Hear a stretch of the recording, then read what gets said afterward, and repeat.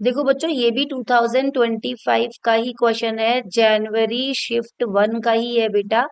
इसमें पूछा हुआ है स्टेबिलिटी के बारे में।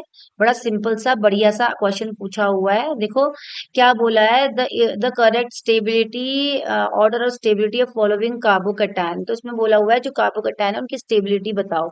तो कैसे बताओगे स्टेबिलिटी कार्बोकैटायंस की?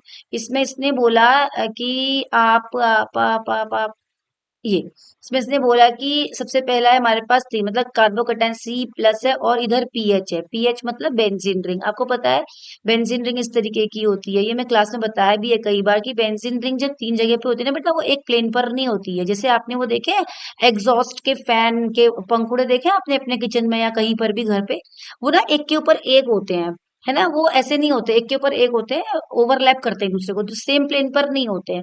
तो नॉट ऑन सेम प्लेन, तो उतना स्टेबल ये नहीं माना जाता जितना कि ट्रोपोलियम आयन है। और ट्रोपोलियम आयन अपने आप में क्या है, हालांकि एरोमेटिक पार्ट है, बट ट्रोपोलियम आयन अपने आप में एक्सपेरिमेंटली प्रूव्ड है। ये मैं ड्यूरिंग द क्लास कई बार बता चुकी हूँ कि कार्बोकैटायन में जो ट्रोपोलियम आयन है वो एक्सपेरिमेंटली क्या है, प्रूव्ड है कि ये टर्शरी फिनाइल कार्बोकैटायन और से भी ज्यादा स्टेबल होता है।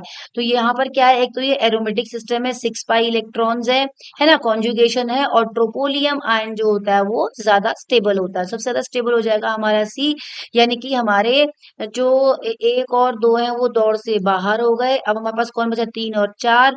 तीन और चार में से अब हम देख लेते हैं फिर कौन सा हो जाएगा। फिर हमारा ये हो जाएगा ए वाला, क्योंकि ये तीन तीन पी फिनाइल रिंग है। तो अब आप फिर हमारा हो जाएगा सी, फिर ए, फिर बी और डी। इसका आंसर होगा 4।